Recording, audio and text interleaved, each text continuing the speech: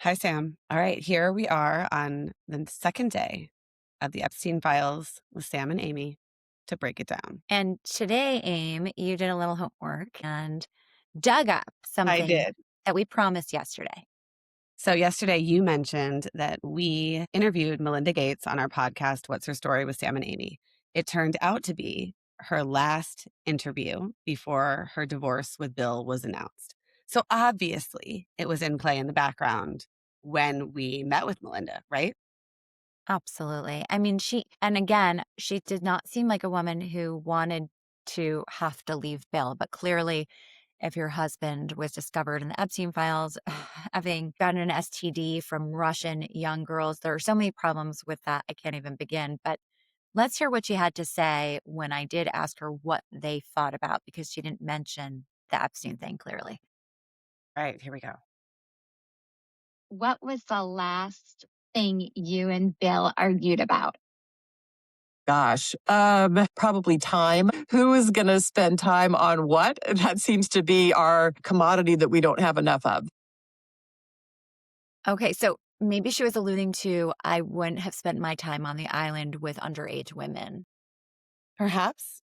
It also seems clear to me, looking back, she struggled to answer that question. She had to pause and think and come Yeah. up with something. Yeah. I mean, I can't imagine the pain she experienced and her children, her adult children now have experienced with what he did. I mean, it's so hard for us. I think one of the most startling things in general about the Epstein files is these people that had often a lot of power, sometimes brilliant people, people we admire in society. How could they have such poor judgment or be so immoral? And I think that so much of this is about if you see something, are you guilty if you don't say something? I completely agree. And I have a follow up to that. But before I tell you my story on that front, I just have to note, Melinda left Bill, but Bill has a girlfriend. And he has a very serious girlfriend, according to the news, who is a professional and by all accounts, a brilliant woman, Paula Hurd. She is a former tech exec. She's a philanthropist, and she's the widow of former Oracle CEO Mark Hurd. And I just have to wonder what she thinks of this. I think that human beings have really extreme capacities for forgiveness. Yeah, that's probably right. And I think that when we love people, we want to forgive them even more deeply. And I do believe that people deserve second chances. She wasn't the person that he cheated on. It was Melinda. So maybe there's a part of her that just says he's changed. He's moved on. I don't know. I think it's so hard to know. It's so hard to judge a relationship when you're not the one in it. It is, and I want to say, well, I don't think he deserves forgiveness if he hasn't publicly apologized in a meaningful way for what he did, other than just like I interacted with Epstein, et cetera. But the problem with these people publicly apologizing is the criminal liability. And so Exactly. I was just going to say that. I mean, arguably, all of these men, if you were on the island or you were a frequent visitor to his New York City apartment, you cannot deny that you knew something terrible was going on there. Because Jeffrey Epstein was arguably the biggest pedophile that we have ever seen in our lifetime. yes, and that goes to what I wanted to say about like if you saw something, should you say something? Do you remember when the clips came out of Amy Robach and Yes.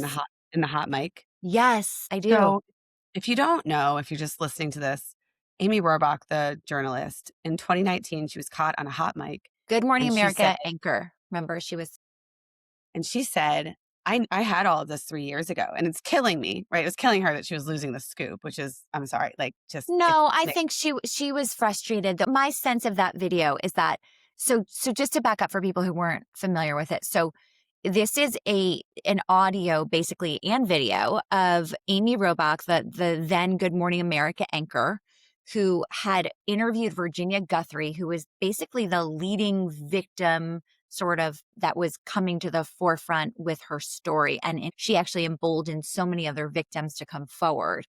And apparently Amy Robach had this scoop 3 years earlier, and ABC wouldn't let her interview. She wouldn't let her air the interview because they were worried that they wouldn't be allowed to have access to Will and Kate.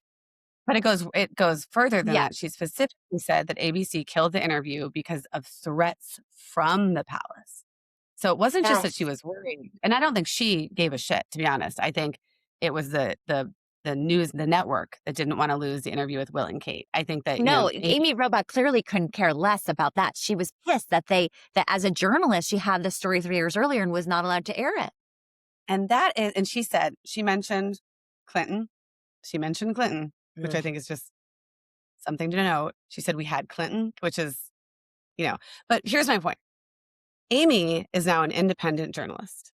Amy has her own platform. Well, what do you think? I think that Amy should share what she has. I mean, I don't know if Amy's been interviewed by the Department of Justice. I don't know how deep Amy is. Maybe she's come forward and shared it, even more importantly, with the legal teams who are trying to get these people. I mean, listen, at this point, I think one of the most stunning things, obviously, we don't know how deeply entrenched yet Trump is because there are 2 million emails we don't have access to. And one of the things we touched upon yesterday, which really concerns me, is the way they redacted these emails. They protected the perpetrators, not the victims. So many victims' names and photos were exposed by the Department of Justice, but they didn't expose the names of these men who said things like, oh, I loved the torture photos, and they're hiding I know. their name. Well, and then to be fair, DOJ apparently did take down 10,000 documents today because they inadvertently or just carelessly disclose the names and images of victims, which is incredibly wrong. But DOJ is trying to correct that. But in this day and age, people save the documents. There's no correcting that kind of mistake, and it's not okay. But I agree with you. We don't know the extent of Trump's involvement. We don't know the extent of Clinton's involvement, and I think, but what I would say about Amy releasing what she knows is this. You said maybe Amy has given it to the legal teams. Maybe, and maybe she's given it to the DOJ. I don't know. But as I said yesterday, and I'll probably say every day, I think the rule of law only exists to the extent to which we're willing to enforce it. And the DOJ, for 20 years at this point, 20 years, if you go back to the Florida investigations, we're almost at 20 years, they have shown an unwillingness to hold these people accountable. And so, if you give it to the DOJ, it probably just falls into a black hole. And I have so many questions about why that's happening because it does not make sense to me. And then to give it to the victims' lawyers, you are fighting a system that is unrelenting and unforgiving to what end? To get a financial payout that will probably happen under under the cloak of an NDA that no one will know. And so there's no public accountability for these people. And the issue with that is that they can go do it again. And the people who, weren't involved with Epstein, but saw how the elite were protected, they believe that they can do whatever the hell they want to. And the thing is, Sam, are they just right? Is that where we are? I think that the way people have treated this so cavalierly, and just the fact that so many of the victims said they were scared of these powerful men. They weren't just scared of Epstein. In their testimony, they share how they were scared of these men. And these men are out there making deals today as we record this. They have not been touched. Yes. I mean, my hope is that they will be outed, because until you show powerful people that they can't sexually abuse women, this will continue without any checks.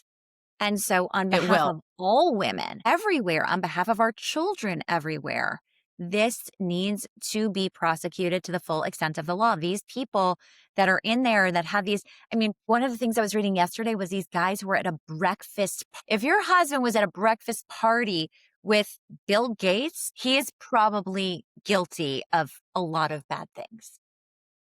And you mentioned people kind of being pushed out of their roles. And we know, and we talked about this yesterday, that Brad Karp, the head of Paul Weiss, one of the biggest and most elite law firms in the world, he stepped down as chairman. I don't know if he's still a partner at the firm. I assume he is. So it's kind of you can't be the boss anymore, but we'll still let you be here in our partnership with us, which I think is an issue. I would say that, but I would say his legacy has been ruined, right? So that guy is a disgraced former chairman of Paul Weiss. That guy's going down in history as someone who is disgraced former chairman. To me, that is justice in some way. I mean, I don't know if it's, I don't know what he's guilty of exactly, because we don't know, right? But we do know that he had an exchange with Jeffrey Epstein about Sulzberger, who used to run the New York Times. Arthur And I want to talk Sulzberger. about Arthur Sulzberger. No, I don't read the New York Times anymore because I don't trust anything they write, but I do want to say, and by the way, no one was a bigger fan of the New York Times than I was. I mean, I grew up loving the New York Times. So it was heartbreaking to break up with the New York Times. But how has their coverage of the Epstein Files been, Amy? Because you would imagine that they are quite compromised if their publisher is in the files. I mean, what Yeah, does it this hasn't been mean? great. It hasn't been great. I don't think anybody's coverage of Epstein has been great except for Julie Brown at the Miami Herald, to be honest with you. She's a But rock star. she's the hero of the story. But the exchange specifically that I wanted to talk about between Brad Karp and Epstein. So Brad writes to Epstein, this would be pretty ironic and give a whole new meaning to his nickname, Pinch. I don't know what they're talking about, but we know So they're there talking about isn't his nickname Punch? Pinch. No, it's No, Pinch. his actual nickname is Punch. And that's why they were saying that his nickname would be Pinch if people knew what he was really Oh. doing. Well, and then Epstein wrote back, if Bannon outed Charlie and Pinch Sulzberger, then what? And Michael Wolff, the journalist, is on the email chain, and he said, the end of the establishment as we know it. And then Michael Wolff said again, or no, Epstein said, that's the way I see it. Pinch is your silver bullet. What is this? What does that mean, Amy? I mean, what do you take that to mean? I think it means that they're talking about leverage over people, that they have leverage over Sulzberger. Sulzberger is a silver bullet. He can hide things for them. He can prevent, transparency in journalism. He can kill stories, right? Like, I mean, what else is, and it means they have something on Sulzberger. And it means that Brad Karp knows it. And it means that the journalist Michael Wolff knows it. And Brad Karp and Michael Wolff should fucking say something. That's where I can't It wrap my head kills around it. me. Like, I mean, why we won't have, they in say the something? last few years, we've seen so many esteemed institutions that we used to respect be taken down. And the New York Times at this point is a bastion of immorality. And they no longer care about the truth. They're no longer the paper of record. And if we're talking about the New York Times, they have a woman CEO. How could you live with yourself I don't know. as the CEO of a company that your boss and his family were embedded and in bed with Epstein?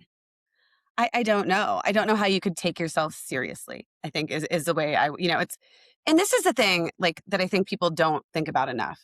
Maybe you in your polite society surrounded by elites can say, whatever, it's fine. We're just not going to burst the bubble for each other. We'll welcome each other to whatever we need to do, right? Like we can operate in our little bubble and not talk about the horrifying things that happen.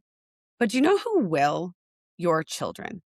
Like your children will know and their friends will know. And you can't ever take that away. And I think that's really important. It's one of the reasons I think Ronan Farrow became the hero of taking down Harvey Weinstein, because maybe Ronan Farrow watched a world where his father still got to operate in Hollywood and make movies and do what he wanted after, he married Ronan's stepsister. But Ronan knew what was wrong. And Ronan was fearless in his journalism about going after Harvey Weinstein when nobody else would do it. Right. And he was the child that said, no, enough. I watched this and I watched the world continue to welcome my father into rooms, including Jeffrey Epstein welcomed Woody into dinners and rooms constantly, right? Gosh, they were, Like, very tight. Ronan Farrow is an example of the child that holds the grown-ups accountable. And all the children watching what these adults are doing about Epstein, they will grow up and they Well, will also, I think that your children watch the career you choose. They watch the institution you represent. I think that we forget. I mean, someone mentioned to me the other day that their friend or something was representing Maxwell, Ghislaine Maxwell. Yeah. I'm pronouncing her name wrong. I think it's Jelaine. Delane. Anyway, how could you represent her? As you said yesterday, Amy, when you're an attorney, yes, people theoretically will say, if they go to law school, they'll say everyone has a fair right to an attorney, right? But do you have to be that attorney? You are Right. making a choice. So if Yeah. you are choosing to be someone's attorney, then you are saying a part of you thinks that they could be innocent. Because if you knew for a fact they weren't innocent and you still took their case, then what kind of person are you? I mean, we're on this planet for such a short time. Why would you spend your hours moving in the direction of something that is poisoning society? I agree with you. I mean, and if people say, no, it's not possible, lawyers have to take cases or associates have to take cases, it's not true. Or you should go work somewhere where you get to make the choices. Like when I was an associate for a big law firm, I declined to participate in our representation of a gun manufacturer. And the partners I worked with said that was fine. No questions asked. And I was at a big law firm, a Good for fancy law you. firm, you know? Yeah. It's That's why I just, love you, Amy, principled since the beginning. but that's, but it is like, it's very real and people need to think about it. People in the media and people in the law, people in finance. Oh In my God, every profession. I mean, we had a case in business school, Amy, that was about whether you would represent Lorillard, for example, which was a cigarette company. It was, what's the other big company? It was RJ Reynolds. Is that right? yeah.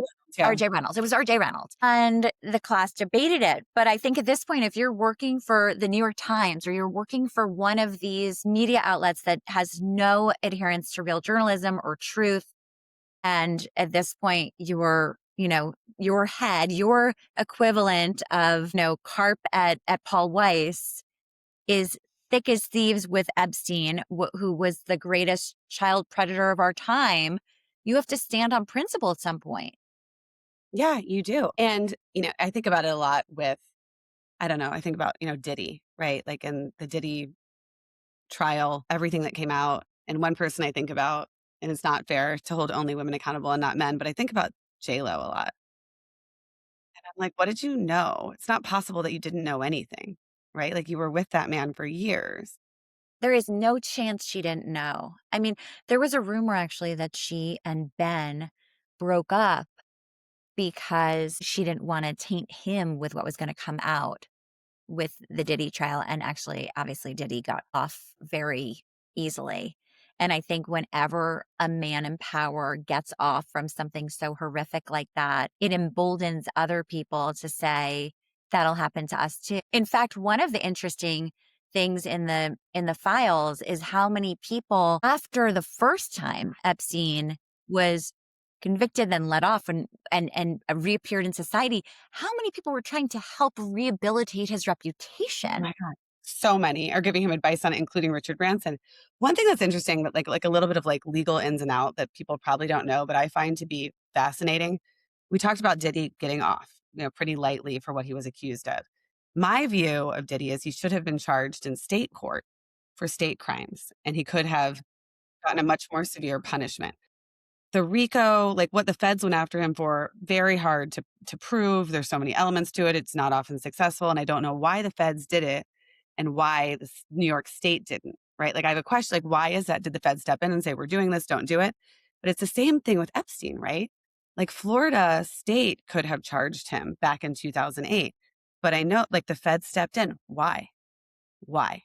Right? And then they gave him this non-prosecution deal that kind of covered him and all of his co-conspirators. And like to the point where Ghislaine Maxwell has a legal argument that she should never have been charged because the 2008 non-prosecution agreement, which if you read it is the dirtiest agreement, like it's disgusting what they gave to Epstein. But like to the point where Ghislaine Maxwell could argue like she should have never been charged because she was covered by this non-prosecution agreement because it wasn't just for Epstein, it was for Epstein and his accomplices.